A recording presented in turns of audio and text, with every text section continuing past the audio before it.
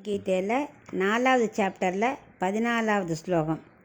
நமாம் கர்மாணி லிம்பந்தி நமே கர்ம பலே ஸ்பிருஹா இதி மாம் யோபிஜானாதி கர்மபிர்ன சபத்யதே. இப்போ இதுக்குள்ளே அர்த்தத்தை பார்க்கலாம். அர்ஜுனன் கேட்குறான் கண்ணன்ட்ட, கர்த்தாவும் அக்கர்த்தாவும் நீ ஒருத்தனையே இருக்க முடியுமா அப்படின்னு கேட்குறான். அதுக்கு கண்ணன் பதில் சொல்கிறார், என்ன கர்மாக்கள் எதுவுமே என்னை தீண்டாது, கட்டுப்படுத்தாது. அதான் படைத்தல், காத்தல், அழித்தல் மூணுமே நான் தான் பண்ணுறேன். ஆனால் இதை எது பண்ணாலும் அந்த கர்மாவோட பாவ புண்ணியங்கள் எதுவுமே என்னை தீண்டாது. இதி அப்படின்னு ஸ்பெஷலாக சொல்கிறார் இல்லையா, அதை படைப்பால் ஏற்படும் உயர்வு தாழ்வு என்னை கட்டுப்படுத்தாது. அழிக்கிறதுலாம் என்னால் ஒன்றுமே அது என்ன பாதிக்காது. படைப்புக்கு மட்டுமே தான் நான் காரணம். எப்படின்னா பூமியில் பூமி ஒரு பொது காரணம். அதில் நம்ம எதை வேணால் விதைக்கலாம்.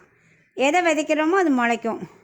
மாமரம் முளைக்கும், இல்லை கள்ளிச்செடி அங்கே தான் முளைக்குது. நம்ம என்ன வேணும்டா பண்ணுறோம். அது பூமிங்கிறது பொது காரணம். அந்த மாதிரி பகவான் பொது காரணம். படைக்கிறது மட்டும்தான் அவர் சிருஷ்டிப்பார். ஆனால் ஏன் வெவ்வேறு விதமாக மக்கள் இருக்கான்னா அவாவா கர்மா பாவ புண்ணியங்களுக்கு ஏற்ற மாதிரி ஒருத்த பணக்காரனாக இருக்கான், இல்லை கெட்டிக்காரனாக இருக்கான். இதெல்லாம் அவாவோட கர்மாக்கள். அது விசேஷ காரணம். இப்போ ஒரு உழவன் இருக்கான், நன்னா தான் விதைக்கணும்னு நினச்சி உழுவான்.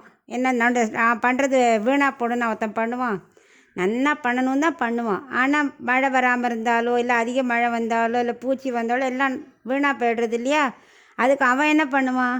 ஸோ உழவன் பொது காரணம். ஆனால் அதனால் நடக்கிற கர்மா இருக்க வீணாக போகிறது அதெல்லாம் விசேஷ காரணம். அது மாதிரி பகவானுக்கு உயர்வு தாழ்வுங்கிற எண்ணமே கிடையாது. அவர் எப்போவுமே நல்லா எல்லோரும் நன்னா இருக்கணும் அப்படின்னு தான் நினைப்பார். ஒருத்தன் வீணாக போகணும் அப்படின்னு நினைக்கவே மாட்டார். எல்லோரும் நல்ல. ஆனால் என்ன பண்ணுறது, அவாவோடைய கர்மானால் அப்படி ஆறுது. அது போகிறதுக்கு என்ன பண்ணணும்? நம்மளா அந்த கர்மாவை ஒழிக்க முடியாது. எல்லாம் பகவானுக்காகன்னு சாப்பிட்டு சரணாகதி அடைஞ்சிடணும். அந்த சரணாகதி பண்ணி அவருக்கு எது பிடிக்குமோ அதை நம்ம செஞ்சால் நம்மளே அந்த கர்மாக்கள் எதுவுமே தீண்டாது. அதை நீ புரிஞ்சுக்கணும்னு.